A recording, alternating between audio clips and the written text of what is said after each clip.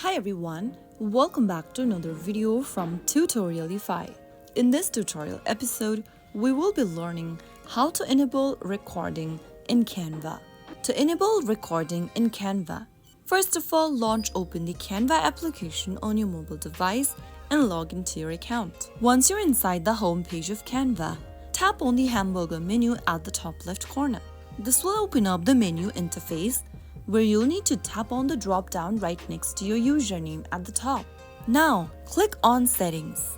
Inside the Settings interface, tap on Privacy Settings.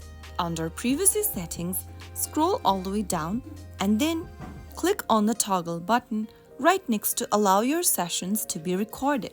Make sure that you turn it on. Now you will be able to view your recordings of how you use Canva, which may be used for product discovery and improvement purposes. That is how you will be able to allowing your sessions to be recorded in Canva.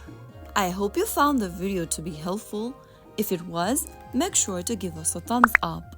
Don't forget to subscribe to the channel by hitting that subscribe button. Press on the bell icon so that you'll never miss out another upcoming upload from us. I will be back again in the next episode. Thank you for watching.